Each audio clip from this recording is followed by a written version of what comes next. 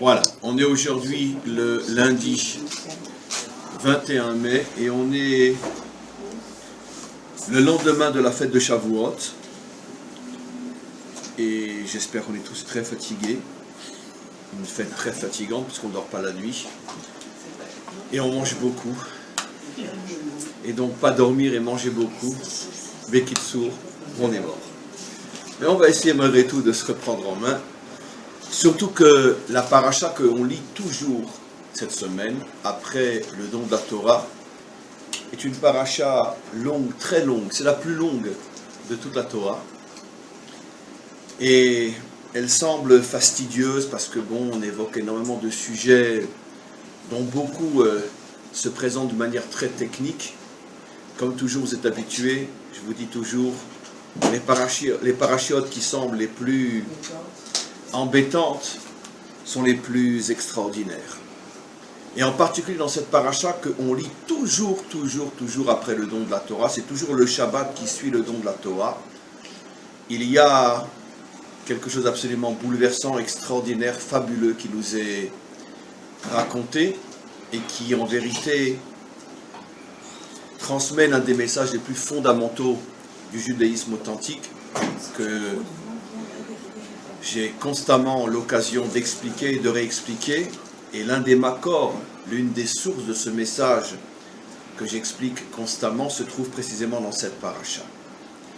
Finalement, cette paracha, grâce à un sujet très important qui prend une grande place dans notre paracha, grâce à ce message, la Torah nous répond finalement à la question fondamentale qui est la suivante. C'est quoi la Torah?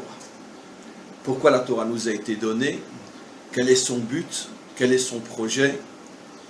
Qu'est-ce que l'on doit retirer de ce don de la Torah? Alors évidemment, vous n'imaginez pas que ni dans cette paracha, ni dans mon cours, on va pouvoir tout expliquer, mais puisqu'il faut l'éternité pour cela, mais on va toucher à un point essentiel.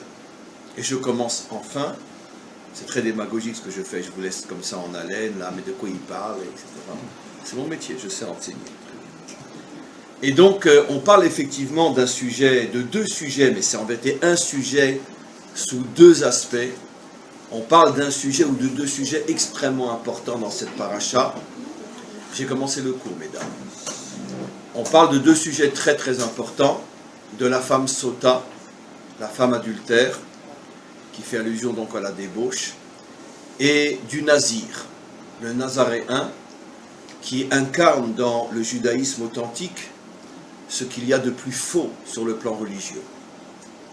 Puisque comme vous le savez, le nazir a l'obligation, après sa période de Nézirut, d'apporter une offrande au temple, et plusieurs d'ailleurs, de nombreuses offrandes, pour se faire pardonner le fait d'avoir osé devenir un nazir. C'est quoi le nazir? Après on va revenir sur la femme adultère. C'est quoi le nazir? C'est quelqu'un qui finalement fait vœu de se déconnecter de ce monde, de vivre comme un ascète, loin du monde, loin de la société, qui pendant une période d'au moins un mois, car le minimum du temps pendant lequel on est nazir c'est un mois, finalement se consacre entièrement à Dieu, à l'étude, à la prière, à la méditation, et il s'écarte de toute relation avec le monde matériel et surtout avec ce qui, dans le monde matériel, c'est l'un des symboles utilisés dans les versets, qui représente la légèreté, la futilité, et finalement qui amène au plaisir et à la débauche, le vin, l'alcool, mais surtout le vin. Et donc pendant un mois, ça peut être aussi pendant un an, ça peut être pendant 3 ans, ça peut être beaucoup plus que ça, selon ce qu'il aura exprimé dans son vœu. Il décide donc de devenir un saint, il est appelé comme ça dans les versets, Kadosh Lachem. Il décide de devenir un saint, et pour véritablement devenir un saint et vivre comme un saint, il s'écarte encore une fois de tout ce qui pourrait le ramener vers la vie matérielle, et surtout, il fait vœu de ne pas boire de vin pendant un certain temps, pendant tout le temps de sa Nézirut. Alors évidemment, quand on écoute ce que je dis et qu'on n'a pas tous les éléments, et de la Torah écrite et surtout de la Torah orale, on pourrait se dire, il est courageux cet homme-là, c'est extraordinaire, vous vous rendez compte, devenir un nazir, décider de se détacher du monde pour se consacrer entièrement à Dieu, il faut être très très courageux. Et en vérité, comme nos maîtres nous le disent, on le voit dans la Torah aussi, mais on va l'approfondir ensemble, c'est une faute. C'est une faute de devenir un nazir, parce que la Torah ne nous a pas été donnée pour faire de nous des saints, mais faire de nous des hommes, c'est-à-dire des êtres à la fois attachés à Dieu, mais impliqués dans ce monde. Et c'est encore une fois, je me répète volontairement, la raison pour laquelle l'une des offrandes que le nazir devra apporter, c'est un khatat, qui signifie une offrande que l'on apporte quand on a fauté, quand on a profané Shabbat, quand on a fait des fautes très très très graves, on apportait un khatat au temple, pour bien nous faire comprendre que le fait de devenir un saint, c'est aussi grave que de profaner Shabbat, aussi fou que ça puisse paraître. Et donc, on va essayer de comprendre ce qui se passe, pourquoi la Torah voit d'un œil tellement négatif quelqu'un qui s'achakol est rempli de bonnes intentions et veut véritablement, comme la Torah le dit, se sanctifier pour se coller au maître du monde et tourner le dos à ce monde. Pourquoi c'est tellement grave au point de devoir apporter un sacrifice qui rappelle les plus graves fautes qu'un juif puisse commettre à l'époque du temple. Alors, si vous lisez notre paracha, vous remarquerez que ces deux sujets se suivent l'un après l'autre. On parle d'abord de la femme et de l'homme qui se débauche, bien évidemment, parce qu'une femme ne va pas se débaucher tout seul, il faut forcément donc qu'elle aille avec un autre homme que son mari qui lui-même fait une faute inimaginable en prenant la femme d'un autre. Et donc un acte de débauche, niouf, qui est d'ailleurs le septième commandement, lotin af, tout de suite après lotir tsar, tu n'assassineras point, et après les dit lotin af, qui fait allusion donc à l'adultère, plus qu'à la débauche ou à l'inceste, qui fait allusion à l'adultère.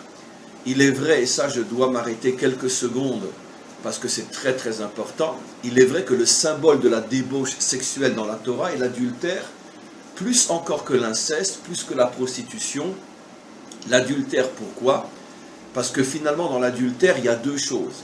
Il y a la débauche, mais au-delà de la débauche, il y a une trahison. Et quand quelqu'un, malheureusement, qu'à Dieu ne plaise et que Dieu nous protège, va avec sa sœur ou va avec qui que ce soit qui est dans le domaine de l'inceste, ce n'est pas une trahison, on ne parle pas d'une femme mariée, c'est un inceste, puisque l'inceste, c'est précisément quand les deux ne sont pas mariés. Donc c'est une faute en soi parce qu'elle est de ta famille. C'est un acte de débauche en tant que tel, mais il n'y a pas de trahison. Le frère et la sœur ne trahissent personne, puisque l'un et l'autre ne sont pas mariés. S'ils sont mariés, on rentre dans le cadre de l'adultère.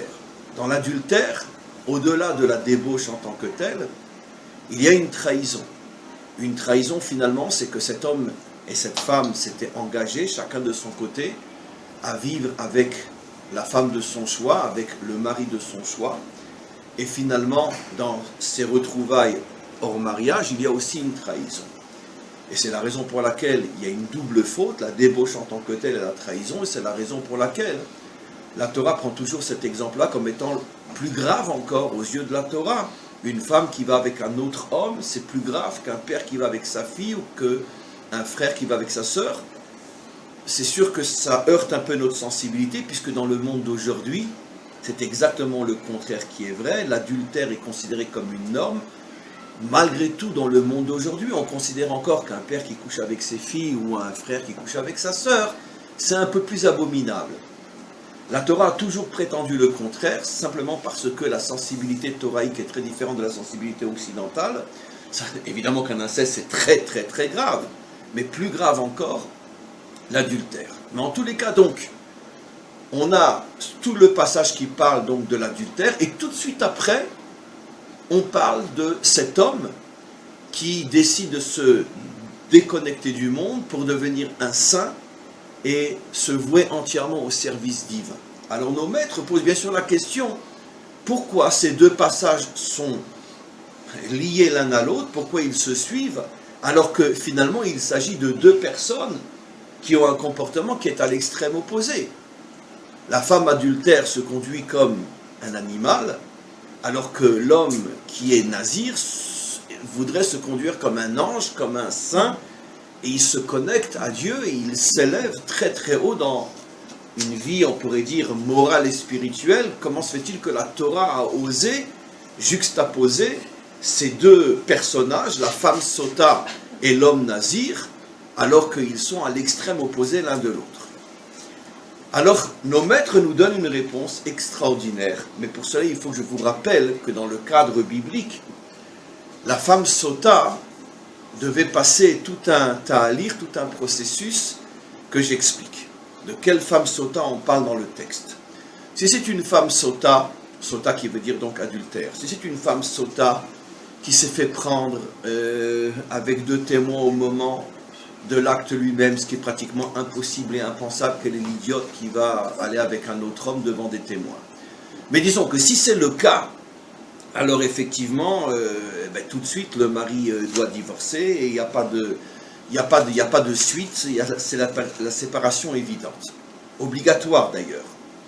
Maintenant, qu'est-ce qui se passe si l'homme a des doutes?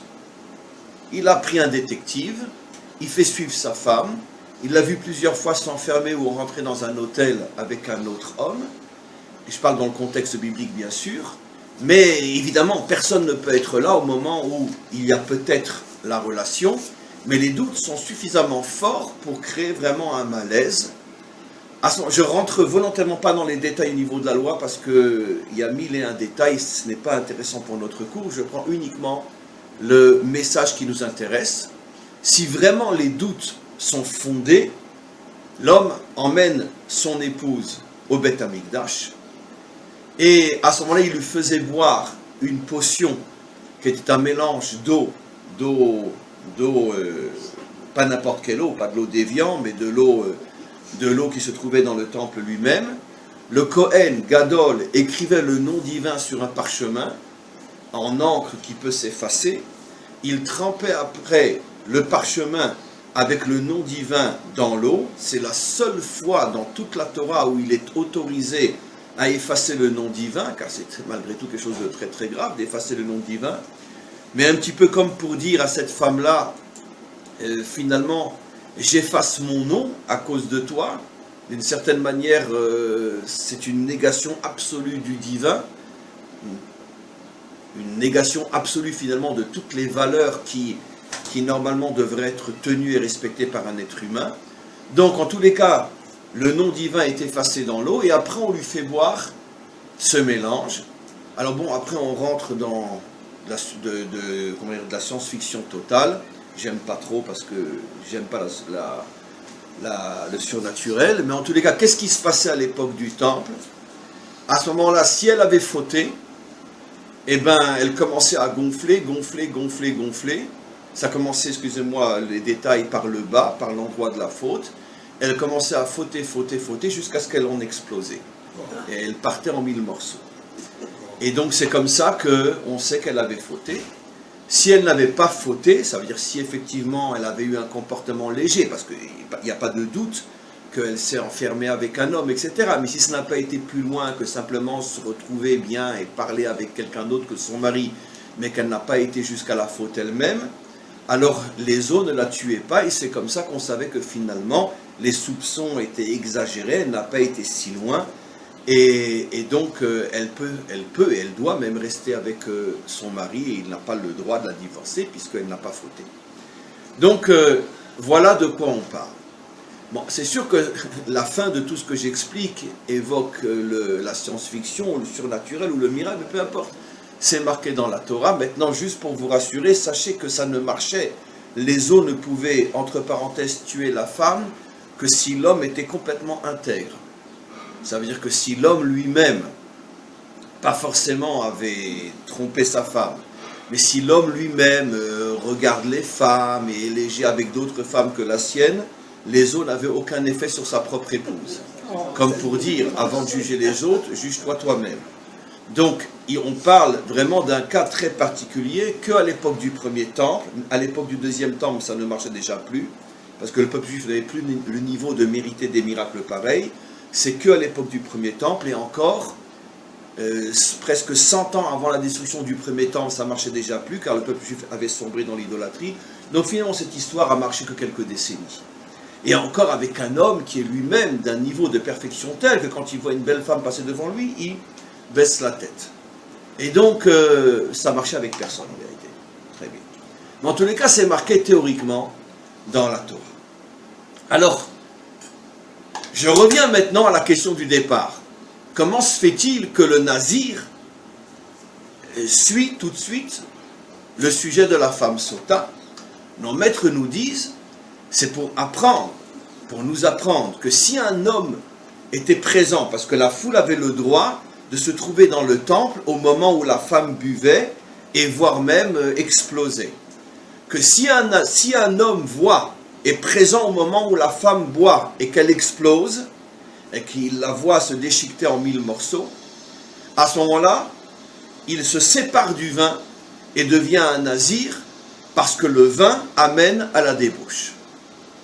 Voilà ce que dit le texte, ce que disent nos maîtres, c'est la raison, disent nos maîtres, pour laquelle le sujet du nazir suit immédiatement le sujet de la femme sota, pour nous faire comprendre encore une fois que si un homme a eu l'occasion de se trouver en présence d'une femme qui explose, une femme sota, à ce moment-là qu'il se sépare du vin, parce que le vin amène au niouf, amène donc à la débauche.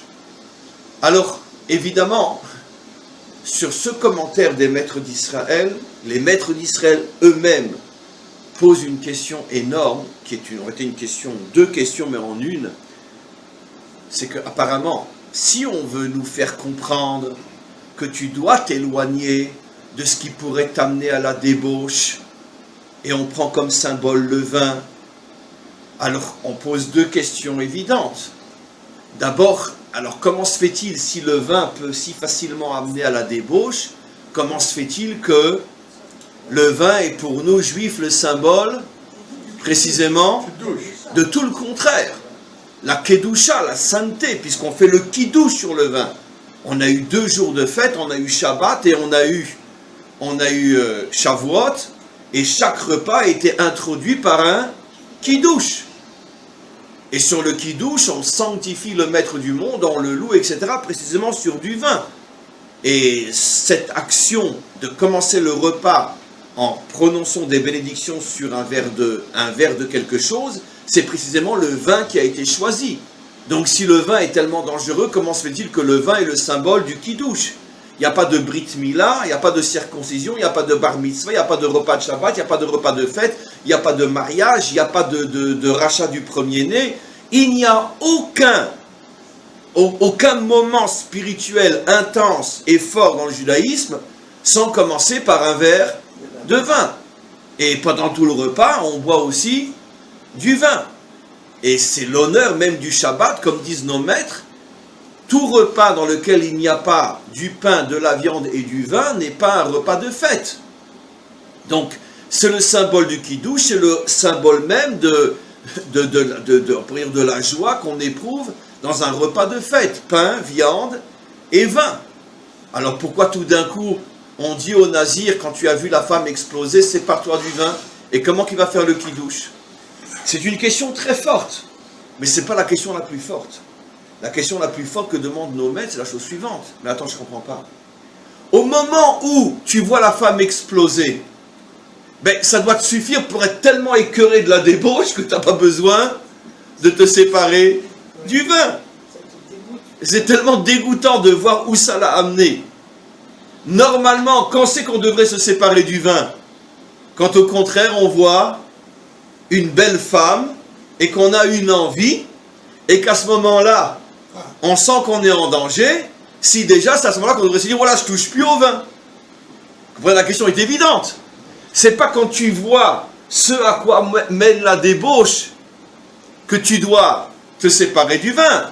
C'est quand tu es en pleine envie, en pleine tentation, et que tu es justement en présence d'une ou de belles femmes, et que tu sens que tu es en danger, c'est à ce moment-là qu'il faudrait se séparer du vin. Pas au moment où tu vois ce à quoi le vin mène, à la catastrophe. Est-ce que la question est bien comprise? Yes. Elle est évidente. Donc finalement, je viens de vous démontrer que cet enseignement-là est très mystérieux et qu'il cache quelque chose de très différent de ce que l'on croit. En vérité, la Torah ne te dit pas « sépare-toi du vin lorsque tu vois une belle femme ». La Torah ne te dit pas « deviens un ascète lorsque tu sens des pulsions en toi et que tu risques de fauter ». C'est pas ce que la Torah te dit. Sinon, ce n'était pas encore une fois au moment où la femme meurt de sa débauche qu'il fallait se séparer du vin. Et pourquoi encore une fois du vin? Bref, je commence mon cours après 20 minutes d'introduction. Ici, la Torah nous révèle l'un des secrets les plus connus, mais les moins mis en pratique de toute l'histoire du monde. C'est qu'en vérité, une extrême en amène à une autre. Et en particulier, la religion, ce que moi j'appelle en vérité les fausses religions, sont toutes la conséquence d'une réaction extrême à une situation extrême. Et j'explique. Quand cet homme-là voit finalement que la débauche a amené à une catastrophe, ça veut dire que finalement, cette femme-là est arrivée à l'extrémité de la faute. Puisque l'extrémité de la faute, c'est quoi? C'est la catastrophe. Toutes les fautes amènent finalement à la catastrophe. Seulement, tant qu'on ne voit pas encore la catastrophe, alors on est encore dans la tentation, on est encore dans... Reprenons la faute de Adam Arishon.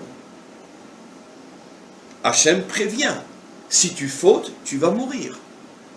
Mais jusqu'au moment où on arrive à la mort, comment se présente la faute? Comme quelque chose d'extrêmement attrayant. Il n'y a que malheureusement, quand tu l'auras expérimenté, et que tu vas voir là où ça va te mener, que tu te rendras compte finalement que la faute amène à la catastrophe. Mais une fois que tu y es, c'est déjà trop tard. Et tant que tu n'y es pas, tu es séduit, tu es sous le coup du charme, sous le coup de la séduction, comme le dit clairement la Torah. Elle vit l'arbre, il était beau, il était séduisant, il était waouh. Elle ne pouvait même pas croire que cette faute-là l'amènerait à la mort, puisqu'elle voyait tout le contraire. Malheureusement, la séduction, effectivement, mène à la mort. Mais tant que tu n'y es pas, tu n'y crois pas. Le problème du monde et le problème de l'homme, les amis, c'est que quand on a fauté et qu'on a expérimenté dans son vécu ce à quoi ça mène, on est tellement dégoûté de la faute et de tout ce qui mène à la faute que finalement on va sombrer dans l'extrême opposé. Ce monde est tellement dégueulasse que j'en veux plus. Et je vais à l'autre extrême. Évidemment. L'extrême gauche est la conséquence directe de l'extrême droite. L'extrême droite est la conséquence directe de l'extrême gauche. La religion est la conséquence directe de l'athéisme dans sa forme la plus extrême. Mais bien sûr. Parce que quand tu as vu ce à quoi mène l'athéisme, à tout et n'importe quoi, tu dis mais ça m'écoeure. Tu peux avoir un sens moral bien que tu sois athée. Comment? On peut avoir un sens moral sans oui, en étant athée. Mais si tu n'as pas de garde-fou, je ne parle pas de l'individu en tant que tel, mais si tu n'as pas de garde-fou, d'accord, il n'y a pas de limite, et ton sens moral, tu vas le pousser, le pousser, le pousser, le pousser. Vous savez qu'en ce moment, en Europe, on essaye de voir comment émettre une loi qui pratiquement ne condamne plus le viol. Pourquoi? Parce que comme 99% des violeurs sont des immigrants en ce moment, et que on ne sait plus comment gérer la chose, donc on essaye finalement, au lieu de les foutre à la porte, on essaye finalement de légaliser le viol. Légaliser. Voilà. Et donc, vous verrez, on va la voir cette loi-là, elle va sortir. Vous savez qu'on est en train en Europe d'essayer de légaliser finalement la relation entre un homme majeur et une petite fille de 13-14 ans. Si elle est consentante, après tout, c'est plus de la pédophilie. Mais pourquoi? L'amour est au-dessus de tout. Elle avait envie d'un homme de 20 ans et alors, il ne l'a pas violée. C'est elle qui lui a téléphoné pour dire alors qu'on sait que tu viens, papa et maman sont partis, dépêche-toi, on a 2 heures maintenant. Donc pourquoi dire que c'est de la pédophilie? Le problème, c'est qu'à partir du moment où il n'y a plus de normes, la morale t'amène au bout. D'accord? Et donc il n'y a plus de fin. Et ça, on l'expérimente. Alors je peux comprendre maintenant, je vais vous donner un autre exemple, dans un autre domaine qui va de pair avec tout ce que je dis. Parce qu'évidemment, je ne vais pas rester dans le cadre de la sauta et du nazir, parce que ce ne sont que des messages, ce sont des métaphores, tout ça. La Torah nous livre le secret de l'histoire humaine. Pourquoi il y a de plus en plus et de plus en plus et de plus en plus de femmes occidentales qui se marient avec des musulmans? Pourquoi il y a de plus en plus et de plus en plus d'anciens chrétiens qui se convertissent à l'islam? Pourquoi? Reprenons le cas des femmes occidentales. Ça devient un fléau inimaginable en Europe. Les femmes occidentales ne veulent plus de se marier qu'un occidental. Parce qu'elles ont envie d'un mec, d'un vrai, d'un guévert. Bon, le problème, c'est qu'elles ne savent pas trop ce qui les attend après le mariage. Mais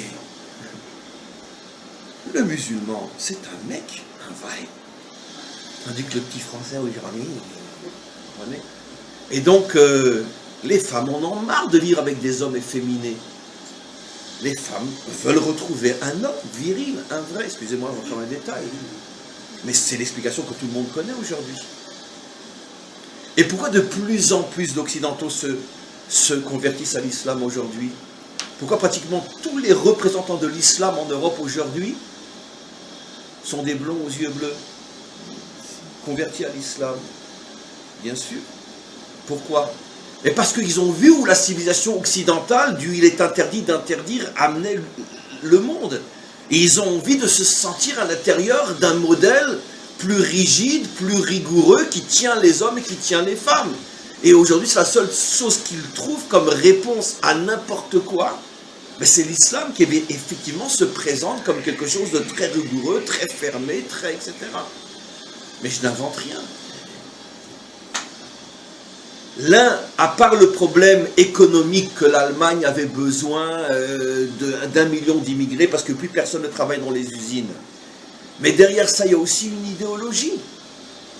C'est que l'Allemagne, consciemment ou non, a envie de retrouver son ère glorieuse du germain. Et aujourd'hui, il n'y a que l'islam qui peut peut-être d'une certaine manière redonner à l'allemand sa dimension germaine. Parce que l'allemand d'aujourd'hui, le petit blond aux yeux bleus, je veux dire, il n'est plus du tout allemand. Et dans son essence profonde, l'Allemagne n'est pas prête à se déconnecter de son essence germaine. Aujourd'hui, le petit Allemand de Berlin, c'est une petite fille. Mais le Syrien, il va ramener à l'Allemagne sa dimension guerrière, sa dimension germaine. Même si c'est du n'importe quoi, parce que je ne vois pas comment on va redevenir germain avec... Mais d'un autre côté, on sait très bien qu'il y a toujours eu un amour très très bizarre entre le nazisme et l'islam kitsoni extrémiste. 99% des chefs nazis après-guerre se sont trouvés en Égypte, en Syrie, etc., pour ceux qui ne sont pas partis en Argentine. Et donc, et puis la rencontre entre le Mufti de Jérusalem et Hitler, etc. Bon, sans entrer trop dans les détails. Pourquoi? Parce qu'il y a quelque chose qui se ressemble entre le germanisme et l'islam pur et dur. La rigueur, la soumission de l'homme. Et pourquoi en vérité? Je peux comprendre qu'un jeune Français qui voit le monde comme il est aujourd'hui, il est interdit d'interdire, tout est permis, aime ton prochain comme toi-même. Poussé jusqu'à l'extrême, c'est que si une fille de 11 ans, elle a envie de se taper un bonhomme de 20 ans, ben laisse la faire, elle fait ce qu'elle veut, l'amour est au-dessus de tout, et c'est pas de la pédophilie. Je peux comprendre qu'il y en a qui en ont marre, ils disent, mais qu'est-ce que c'est que ce monde de fou? C'est un monde dégoûtant. Donnez-moi quelque chose qui me permet de ressentir les limites, les règles, les lois. Et hop, on va vers l'islam. Comment? Ce sont les premiers pédophiles. Bon, dans ce domaine-là, effectivement, ce n'est pas le bon exemple, puisqu'effectivement, le mariage est permis, dans l'islam, le mariage est permis avec des petites filles de 11, 12 ans, etc. C'est fait. Donc, ce n'est pas le meilleur exemple. Mais dans d'autres domaines, oui. Dans d'autres domaines, oui.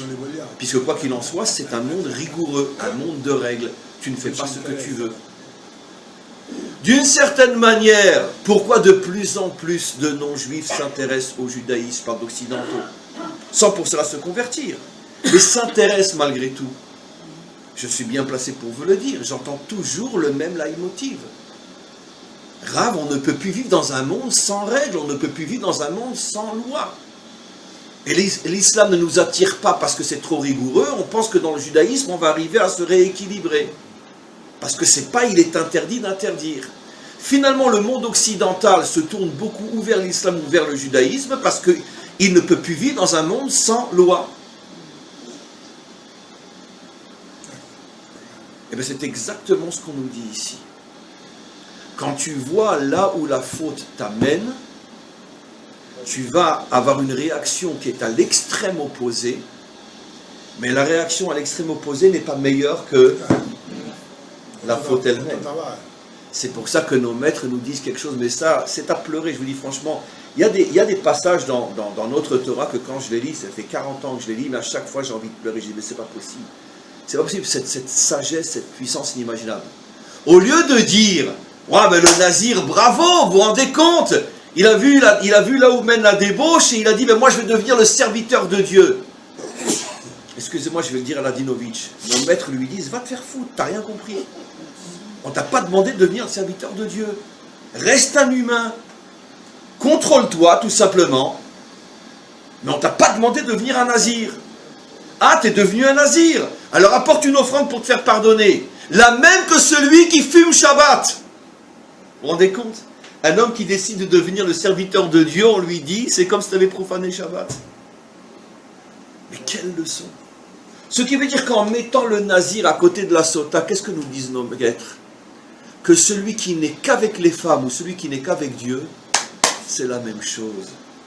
Les deux font la même faute de ne pas être au centre, au juste milieu. Et finalement, maintenant, vous comprenez pourquoi cette paracha fondamentale vient juste après la fête de Shavuot. Pour nous faire comprendre qu'il était une fois, parce que malheureusement, quand on regarde le monde de la Torah aujourd'hui, on ne sait plus trop où sont les Juifs et où est la Torah. Mais en tous les cas, dans sa forme, dans son essence, dans sa pureté, avant qu'elle soit malheureusement déviée et falsifiée par les hommes, la Torah est cette sagesse qui nous apprend toujours à être au juste milieu. D'accord ? Maintenant, on comprend, mes amis, pourquoi c'est le vin qui est le symbole de la vraie sainteté. Parce que justement, le vin, effectivement, peut t'amener aux pires choses. Mais justement, la Torah refuse que tu te sépares du vin. Elle te le met à chaque occasion, le vin, devant toi, pour te dire ce que je te demande d'être. C'est quelqu'un qui est capable de boire du vin sans te déconnecter du maître du monde. Mais toi, le nazir qui te déconnecte du vin, tu n'es qu'un pauvre type. Tu n'as rien compris à la Torah. Puisque tu es obligé de fuir le danger pour te connecter à Dieu. Le maître du monde veut que tu sois dans le monde, que tu tiennes le danger en main, la coupe de vin en main, et que tu loues le maître du monde précisément quand tu as une coupe de vin en main. Sois un homme, un vrai. Voilà le message fabuleux. Maintenant, le monde est coupé d'une certaine manière dans ces deux catégories. Soit tu as le monde de la faute, qui amène à toutes les catastrophes, soit tu as le monde de ceux qui se séparent, tu as ceux qui se séparent du monde, et finalement les extrêmes se rejoignent, comme on le sait, parce que finalement une extrême en amène à une autre, et le monde devient du n'importe quoi. Soit on meurt avec Dieu, soit on meurt dans la faute, mais où sont les hommes? On ne les trouve plus aujourd'hui. On ne les trouve plus aujourd'hui. On a chez nous aussi ce phénomène, dans différents domaines, mais aujourd'hui de moins en moins, de moins en moins, de moins en moins. Mais une certaine forme de judaïsme nazaréen, on le connaît chez nous aussi. On ne va pas à l'armée, on ne fait pas d'études, on fait ci, on fait ça, on reste entre nous, on ne fait qu'étudier la Torah. Pourquoi? Parce que si jamais tu sors de ton cadre toraïque, tu es en danger. C'est vrai que tu es en danger, mais est-ce que la solution c'est de devenir un nazir? Est-ce que tu penses que tu es mieux en étant un nazir? La Torah dit que tu es en état de faute en étant un nazir. Donc ce n'est pas un judaïsme tel que la Torah le veut, c'est un judaïsme de faute. Je peux aller beaucoup, beaucoup plus loin. même dans, on pourrait dire dans le subconscient de la majorité des Juifs qui ne montent pas en Israël, c'est aussi le problème du Nazaréen. Pourquoi? Parce que d'une certaine manière, c'est plus facile d'être un Juif pratiquant en dehors d'Israël qu'en Israël. C'est-à-dire c'est plus facile d'être un religieux juif en dehors d'Israël que, franchement. Ou c'est plus facile d'être un religieux juif à Brooklyn ou en Israël? C'est plus facile à Brooklyn. Pourquoi? Parce que tu vis dans des communautés hyper fortes à tous les niveaux, hyper protégées. Et puis, je parle pour un juif qui veut faire le choix de la religion juive. Mais quand tu arrives en Israël, on sait tout. Je veux dire, ça, c'est pas ce que je veux dire, c'est un monde de dingue ici. C'est le Far West. Je veux dire, tu sais plus où tu en es. Et donc, c'est beaucoup plus difficile. D'accord. Vous connaissez, je dis toujours la blague, que j'ai répété 1000 fois, c'est la 1000e fois. D'accord. Et aujourd'hui, ça devient d'ailleurs le grand argument de ceux qui ne montent pas en Israël. C'est quelqu'un qui veut faire son alia, et alors on lui dit, mais t'es fou, tu vas partir, c'est difficile, le travail, la mentalité, le danger, le terrorisme, etc. Mais t'es malade, reste ici. T'as tout ce que tu veux, t'as une bonne école, tes enfants grandissent bien, t'as une belle communauté, t'as tout cachère, tu gagnes bien ta vie, qu'est-ce que t'as besoin de partir? Il dit, écoutez, moi, malgré tout, je pars. Je sais que tout ce qui m'attend sera très dur, mais je pars pour les enfants. Parce que je ne sais pas si je reste, qu'est-ce qui va se passer avec les enfants? Bon, la date approche, il part. Ah non, mais je t'en supplie, ne pars pas, tu vas en vérité. Je pars pour les enfants, je me sacrifie, ma femme et moi, on a fait le choix pour les enfants. Et il s'en va. On le retrouve 10 ans après, ses copains le retrouvent, ils disent, alors, l'Alia, résume, c'était bien ou pas? Il dit, je vais vous dire quelque chose. Pour toutes les raisons, il fallait venir, sauf pour les enfants. C'est très dur d'éduquer ces enfants ici. Parce que, en France, c'est plus facile de dire, excusez-moi de parler comme ça, mais vous avez compris, c'est mon humour à dessous. C'est plus facile de dire à son fils, fais attention qui tu fréquentes, hein, tu peux pas fréquenter n'importe qui. Je veux dire, nous on est juifs, très bien. Mais comment tu dis ça à ton enfant aujourd'hui? Ben, tu sais, ma copine, elle s'appelle Déborah. Hein. Alors, c'est vrai, elle ne fait pas Shabbat, mais elle s'appelle Déborah, ma copine. Et puis tu sais, son grand-père était un rabbin, hein, même si maintenant ses parents ne mangent pas cachère. Qu'est-ce que tu vas dire à ton fils? C'est une sale juive, ne la fréquente pas? Qu'est-ce que tu vas dire? C'est pas évident. C'est beaucoup plus difficile d'éduquer ses enfants ici que... Et donc beaucoup se disent, bah, écoutez, moi je ne monte pas en Israël pour toutes les raisons du monde. Et même l'éducation, c'est pas évident en Israël. Et puis je veux dire, 9 mois sur 12, il fait beau en Israël. Et puis en plus, nos enfants sont tout le temps dans la rue. Et c'est difficile. Très difficile. Tous les parents le savent. La plus grande de toutes les difficultés a été d'éduquer ses enfants en Israël. Plus que tout le reste. À part là, ça, c'est un jeu d'enfant à côté, l'éducation des enfants. Mais justement, c'est ça ce que tu dis la Torah. Ne sois pas un nazir. Ne te dis pas, je ne viens pas en Israël parce que je ne veux pas affronter le danger qui me guette une fois que je serai ici. C'est justement ça. Un juif, c'est quoi? Je prends mon verre de vin et je le sanctifie. Je regarde le danger en face avec mes yeux. Je veux dire, tu n'auras pas ma peau, c'est moi qui t'aurai. Je te lève au maître du monde. Le nazir, qu'est-ce qu'il fait? C'est un lâche. C'est un religieux. Il tourne le dos au monde. Vous avez compris maintenant où est le makor, la source de tout ce que j'ai dit constamment dans mes cours, que la pire des choses qui puisse arriver à un homme, en vérité de cette parcha, on apprend soit c'est de fauter, soit c'est d'être un religieux. C'est la pire des choses qui puissent se faire. C'est la même chose. Être une femme adultère ou être un nazaréen, c'est la même chose. Dans les deux cas, tu t'es laissé engloutir par le mensonge. Soit le mensonge de la faute, soit le mensonge de la religion. Dans les deux cas, tu es un extrémiste. Tu as perdu le juste milieu. Maintenant, vous allez comprendre, il nous reste 20 minutes pour voir un autre passage dans cette paracha extraordinaire. À la fin de la paracha, on reparle encore une fois, et comme par hasard après le don de la Torah, de l'inauguration du Mishkan, du tabernacle. Alors, on se demande pourquoi, parce qu'on en a parlé déjà des centaines de fois. On en reparle de l'inauguration. Donc on revient au premier jour du mois de Nissan, 1 an après la sortie d'Égypte, où le tabernacle a été inauguré. Mais il y a une phrase très bizarre qui introduit tout ce passage de l'inauguration du tabernacle. On se demande ce que ça vient faire ici, après la fête de Shavuot, en tout cas dans cette paracha, alors que le sujet était déjà traité 100 fois dans le 3e livre, là on est dans le 4e, on a commencé le 4e livre déjà depuis la semaine dernière. Et le verset commence de la manière suivante. Voici ce qui arriva le jour où fut terminée la construction du tabernacle, et donc après tout l'énoncé de l'inauguration. Mais le mot qui est utilisé en hébreu, Vayi beyom kalat Moshe et à Mishkan. Mot à mot, voici le jour où Moshe est devenu une jeune mariée. Kala, c'est quoi une jeune mariée? Une kala. Et donc, comment on peut traduire ce verset? Vayi beyom kalat Moshe, voici le jour du mariage de Moshe. Et comme on le sait, Moshe, finalement, il représente et il incarne tout le peuple juif. Et nos maîtres nous disent à quoi la Torah veut faire allusion. Elle veut faire allusion au fait que finalement, le tabernacle est la maison dans laquelle va vivre le couple sacré qui est Dieu et son peuple, représenté par Moshe, qui est appelé la Kala de Dieu. Ça, c'est une notion dont on a souvent parlé, mais jamais comme je vais le faire aujourd'hui. Donc, finalement, on a une métaphore, on a une belle image. Dieu, c'est le beau Khatan, d'accord? Israël est la belle Kala. Et dans quelle maison ils vont vivre? Dans le Mishkan.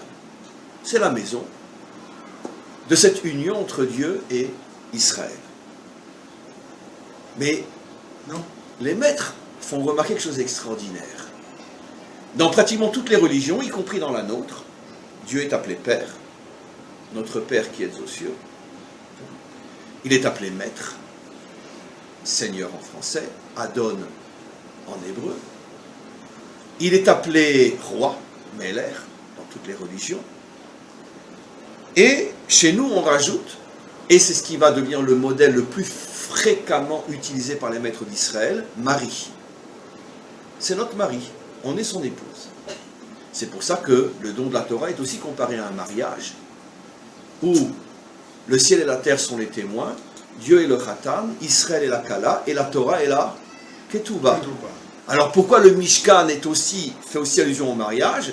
Parce que d'abord on se marie sous le deuil nuptial, et puis après on amène son épouse dans la maison. Et bien c'est pareil, le don de la Torah c'est le mariage au premier niveau, et le Mishkan c'est le Khatan et la Kala qui rentrent pour la première fois unis dans leur maison. Donc c'est vraiment la concrétisation du mariage. Mais quoi qu'il en soit, cette définition, on va voir quel est le lien bien sûr avec tout le début du cours, cette appellation de Dieu en tant que mari et nous en tant que femme, bon c'est joli, c'est bien, d'accord, mais si on creuse un petit peu plus, nos maîtres posent une question bouleversante. Ils disent, attends, mais c'est très très choquant finalement, cette image d'Hachem et d'Israël comme mari et femme. Pourquoi ? Parce que nous, comme on le sait, quand on veut comprendre quelque chose, on a une référence fondamentale, c'est la Torah. On va pas bien sûr chercher dans un livre d'histoire occidentale ce qu'est la définition d'un mariage. Eh bien, remontons à la Torah. Eh bien, le premier mariage de l'histoire, Torahique, c'est le mariage entre Adam et Chava. Et qu'est-ce qui a provoqué le mariage entre Adam et Chava? Tenez-vous bien, alors attachez vos ceintures. Qu'est-ce que dit, mais non, il était déjà marié avant. Qu'est-ce que dit Hachem? Lotov eyot Adam levado. Il n'est pas bon que l'homme soit seul. Comment va être appelée son épouse? Ezer kenegdo, je t'aide, mais attention, je ne suis pas ta boniche. Quelle est la chanson que notre chère chanteuse a chantée et a gagnée, d'accord? Stupid boy, I am not your toy. Okay? Je ne suis pas ton joujou, espèce d'imbécile. Donc, la femme qui se positionne comme étant, d'accord, ok, je ne suis pas ton joujou, c'est pas aujourd'hui je prends, demain je jette, et sois belle et tais-toi. D'accord? C'est une chanson très féministe en vérité. Mais en vérité, elle n'a rien inventé, c'est ce que dit la Torah. Ezer kenegdo. Ça veut dire, je suis là pour t'aider, je suis à tes côtés, mais je suis kenegdo. Mais je ne fais pas tes quatre volontés. Ça veut dire que j'ai ma propre identité, j'ai ma propre indépendance, j'ai mon être, d'accord, je ne suis pas ta boniche. Ça fait 4000 ans que la Torah a dit que la femme, l'épouse, n'est pas la boniche de l'homme. D'accord. Elle est kenegdo, elle est contre lui. Rachi va même beaucoup plus loin. Regardez un Rachi qui a plus de 1000 ans, et en plus un homme qui parle à l'époque du Moyen-Âge. Quel était le statut de la femme au Moyen-Âge? D'accord? Vous imaginez? Et Rachi dit, si tu es méritant, elle t'aidera. Mais si tu n'es pas méritant, on s'adresse à l'homme, d'accord? Elle te fera la guerre jusqu'à ce que tu en crèves. D'accord? C'est pas faites ça et pas la guerre, c'est au contraire, elle va te faire la guerre, tu vas voir. Rachi, regardez Rachi, j'invente rien. Si tu n'es pas méritant, elle te fera la guerre. Ça veut dire que la femme est là pour ne pas te laisser tranquille. Ça va être ton baromètre, ton thermomètre, pas dans ton baromètre pour que tu te situes toi-même. Si tu vois que tu as une fusion totale avec ton épouse, avec ta servante et ton épouse, tu peux être sûr que tu es un gars fantastique. Si tu sens qu'il y a constamment des tensions, des accrochages et que par définition elle fait toujours le contraire de ce que tu aimerais voir fait, tu peux être sûr que tu as un grave problème, mon vieux. Corrige-toi. Le problème il est chez toi, il n'est pas chez elle. C'est courageux ce que la Torah dit. Et puis après, je veux dire, la Torah elle a devancé le MLF et le féminisme déjà depuis 4000 ans. Incroyable. Vous avez un problème chez vous? On tout va bien. Ça va. Bon, donc ça fait. Pourquoi vous me demandez à lui et pas à moi? Comment? Pourquoi vous ne me demandez pas à moi? Non, je demande à lui parce qu'il me regardait comme ça avec des yeux comme ça, genre dire en écran. Hachem donne une aide à Adam juste après qu'il a donné le nom à tous les animaux. Oui. Pour dire que sa femme, c'est pas un animal, justement. Non. Mais les animaux, ils ne peuvent pas parler avec lui. S'il lui dit, hey, chameau, je t'ai aidé. Justement, mais on alors, avait déjà. negdo, c'est la racine du verbe nagid, lagid. Je vais te donner une aide avec laquelle tu peux parler. La preuve, c'est quand le bonhomme, quand le père ça, son épouse ou un époux ou une épouse pour son, c'est un alman du mot il aime, il ne peut plus parler comme avant. Très beau, c'est très beau. Mais juste, je renforce ce que vous dites en disant que le mot parler à partir de la racine nagid, negdo, Rashi, enfin nos maîtres disent dans beaucoup d'endroits dans la Torah, c'est qu'il y a plusieurs mots pour dire parler en hébreu. La guide, l'omar ou les daber. Rashi dit un langage fort. Comment on dit quand quelqu'un il est. Un langage fort, autoritaire, se dit les guide. Donc la femme a un langage autoritaire avec son mari. Et pourquoi dit Rashi? Parce que ça vient du mot guide, qui sont les nerfs, un langage nerveux. Ça veut dire je ne me laisse pas faire. Donc ça confirme tout ce qu'on a dit, que la femme est là pour d'une certaine manière montrer une autorité et une non-soumission à son mari, pour que lui puisse d'une certaine manière faire le point avec lui-même où il en est, selon comment ça fusionne avec son épouse. Alors mes amis, tout ce qu'on vient de dire, c'est très très beau. Ouais, mais on a un grave problème, les gars. C'est que si on ramène ça à Dieu et à son épouse, waouh, oh là, sortez les mouchoirs. Sortez les mouchoirs. Ils sont incroyables, les maîtres d'Israël. Ils sont fous. Ils ont un courage inimaginable. Si moi je le disais, dire c'est encore un colladino, mais regardez ce que disent nos maîtres. Avant de, vous avez commencé à comprendre là où je vais vous emmener, nos maîtres disent, un homme qui n'est pas marié n'est pas un homme. Un homme qui n'a pas de femme n'a pas de vérité, n'a pas de lumière, n'a pas de jambes, n'a pas de yeux, n'a pas de bouche aussi, n'a pas de protection, n'a pas de muraille. C'est-à-dire qu'en vérité, c'est la femme qui apporte tout à l'homme. Et c'est ce que dit la Torah en un verset, Lotov eyot Adam levado. Tant que tu ne seras pas marié, tu n'as pas de tov. Tu n'as rien dans ta vie. Tu n'as pas de lumière, tu n'as rien. Ok. Et ça, on le dit, l'apport de la femme par rapport à l'homme, plus encore, on n'a pas des enseignements et des versets aussi forts par rapport au contraire de ce que l'homme apporte à la femme. La Torah insiste surtout sur qu'est-ce que la femme apporte à l'homme. Pourquoi? Parce que justement, l'homme a tellement tendance à s'imaginer que c'est lui l'essentiel, que la Torah le remet en place, lui dit non, c'est elle qui t'apporte tout. Et ne l'oublie jamais. Donc tout ça se comprend très bien quand on parle d'un homme et d'une femme et qu'on est un homme qui a un minimum d'humilité. Mais quand on ramène ce schéma à Dieu et à Israël, on ne comprend pas. Pourquoi ça veut dire quoi? Que Dieu, il n'a pas de tov quand il n'est pas marié, et que nous, on s'appelle Ezer Kenegdo, ça veut dire qu'on a le droit de lui tenir tête. Alors on est Ezer ou on est Kenegdo? C'est ça tout le secret de la Torah. Le juste milieu. Juste milieu. C'est ça une foi authentique. Le juste milieu. D'accord? Et je crois que cette chanson de l'Eurovision, on devrait en faire notre hymne national. Parce que même nous, on a le droit de dire au bon Dieu, I am not your toy. Je suis pas ton joujou, bon Dieu. Va à droite, va à gauche. Mais vous imaginez un croyant qui dit au bon Dieu, je suis pas ton joujou. Et le pire, c'est que c'est ce qu'il veut en vérité. Il a besoin d'avoir à ses côtés des croyants qui ne sont pas ses joujou, d'accord? Va te faire sauter au milieu d'une foule, tu auras 70 vierges au paradis. À part le fait que c'est une honnerie totale, mais c'est vraiment être le toy du bon Dieu. C'est vraiment être le toy du bon Dieu. Cette religion, pour être sûr que c'est pas la Torah. D'accord? D'une certaine manière, je disais, dans un des cours que j'ai donné à la fête de Shavuot, que même si d'une certaine manière l'islam se présente comme étant beaucoup plus monothéisme et beaucoup plus proche du judaïsme que par exemple le catholicisme avec toutes les statues dans les églises, etc., dans le fond, l'islam est beaucoup plus loin du judaïsme que de la chrétienté et même le catholicisme. Pourquoi? C'est très simple à comprendre, je viens de donner l'exemple.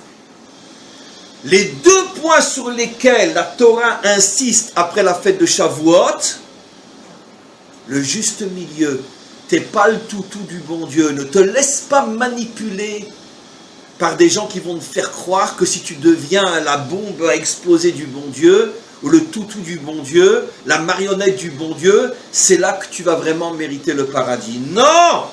J'ai le droit de ne pas être d'accord. J'ai ma dignité, j'ai mon indépendance. Je crois en Dieu, je suis son serviteur, mais je ne suis pas son joujou. Et ce qui est extraordinaire, c'est ce que le bon Dieu y veut. Vous voulez que je vous donne une preuve de ça dans la Torah? Eh bien, le premier père fondateur de notre peuple, Abraham. Mais combien de fois j'ai rapporté cet exemple-là? Comment qu'il négocie avec le bon Dieu lorsque Hachem lui dit qu'il va détruire finalement un tas de pourriture. Ben même pour ce tas de pourriture, il dit non, il ne se laisse pas faire. Il lui dit, tu vas faire un chilou Hachem, il lui dit. Tu dis à Dieu, tu vas profaner le nom divin, il lui dit, Chalila lecha, tu profanes le nom divin. Mais quelle chutzpah de parler comme ça au bon Dieu. Mais c'est ce qu'il veut Hachem. Il ne veut pas des toutous. Il veut des hommes qui soient capables de s'exprimer. C'est ce qu'il veut. Bien sûr. Dans un autre texte je vous ai rapporté, je rapporte juste la fin. Une grande discussion entre deux grands maîtres, Rabbi Eliezer, Rabbi Oshua. Rabbi Eliezer voulait faire valoir que c'est lui qui a raison. Il dit que je vais te prouver, Rabbi Oshua, que c'est moi qui ai raison. Et il dit voilà, que si j'ai raison, qu'une voix sorte du ciel et dise que la halakha elle est comme moi. Yatzta bat kol. Ils ont entendu Beron HaKodesh, animé de l'Esprit Saint qui les possédait. Il a entendu Rabbi Oshua une voix qui disait halakha qui est Rabbi Eliezer. La loi est comme Rabbi Eliezer. Rabbi Oshua s'est levé, il a dit L'Omash Gichinan Bebat Kol. On n'en a rien à faire d'une voix qui vient du ciel. L'Omash Shamaim, la Torah elle n'est pas dans le ciel, elle est sur terre. Et après, tout après, on a entendu, c'est le Talmud qui rapporte ça, mais c'est incroyable. Il faut comprendre le décodage. On a entendu quelqu'un qui pleurait et qui disait Nitzruni Banai, Nitzruni Banai. Oh, ils sont plus forts que moi, mes enfants, ils sont plus forts que moi. En vérité, Hachem avait fait sortir cette voix-là qu'en espérant que Yahushua ne la prenne pas au sérieux. Parce qu'il ne veut pas des toutous, le maître du monde. Le judaïsme n'est pas une religion de toutous. Alors maintenant c'est très délicat, puisque de l'autre côté, fais ci, fais pas ça, mange pas ça, etc. C'est toujours le même problème. Comment donner une loi sans te transformer finalement en esclave? Et si tu ne donnes pas de loi parce que tu veux que l'homme soit libre, d'un autre côté, il va partir complètement dans le décor. Alors où est le juste milieu? Puis on dit bien, on comprendra après avoir...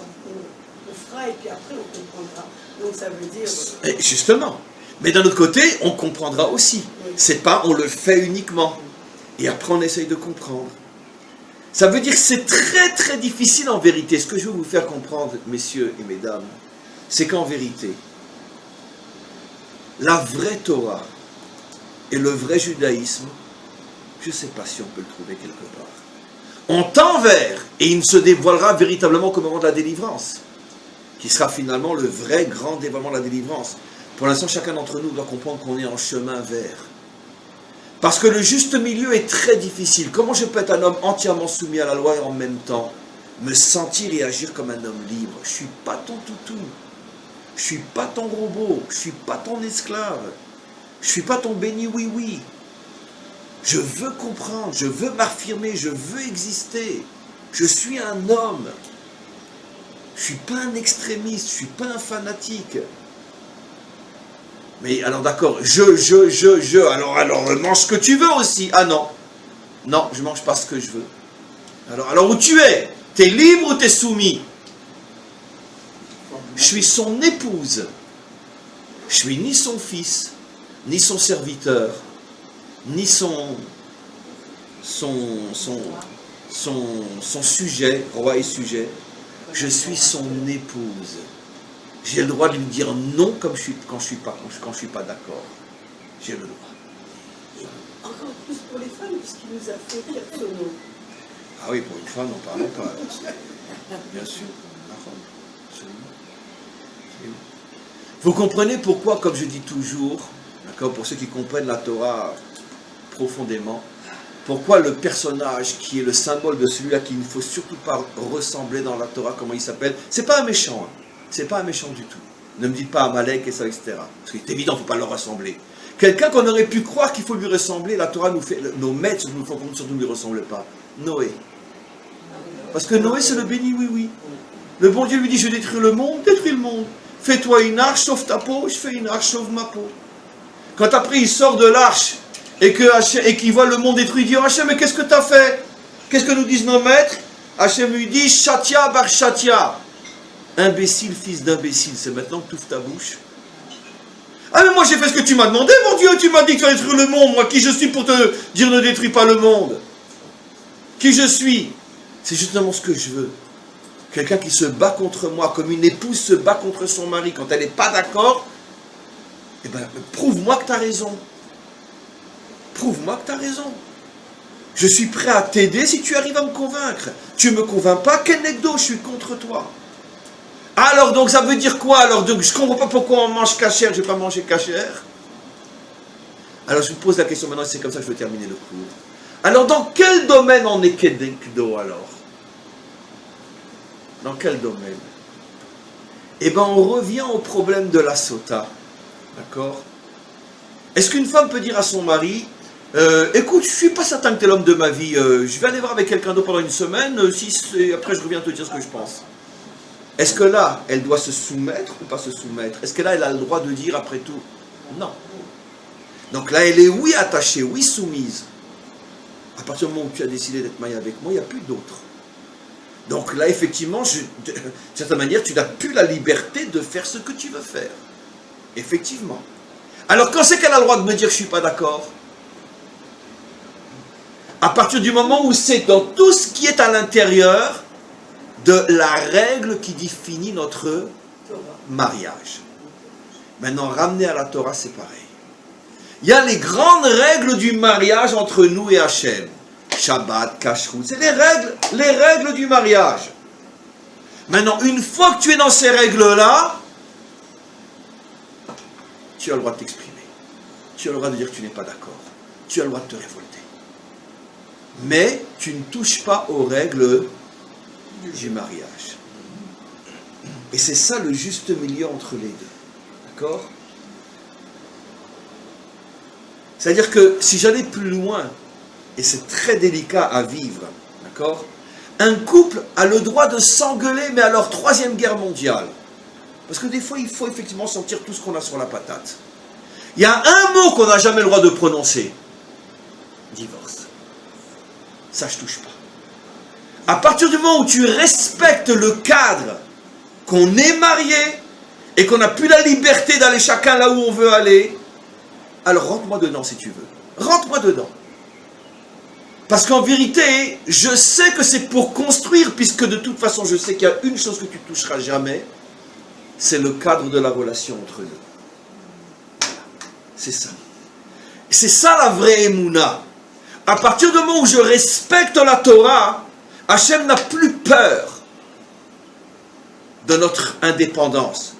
Parce qu'il sait qu'on a construit une relation qu'on ne remettra plus jamais en cause.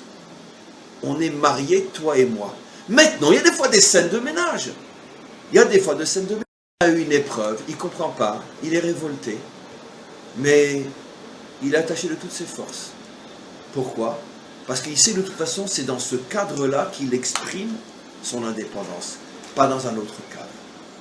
Et ça, c'est le juste milieu. Et c'est la chose la plus difficile, encore une fois, croyez-moi. Une croyance indépendante, c'est-à-dire que je reste un homme indépendant, je ne me soumets pas bêtement à Dieu. Mais d'un autre côté, j'accepte d'une manière définitive sur moi le cadre du mariage qui sont les 613 commandements. Ça, c'est la chose la plus difficile à réaliser.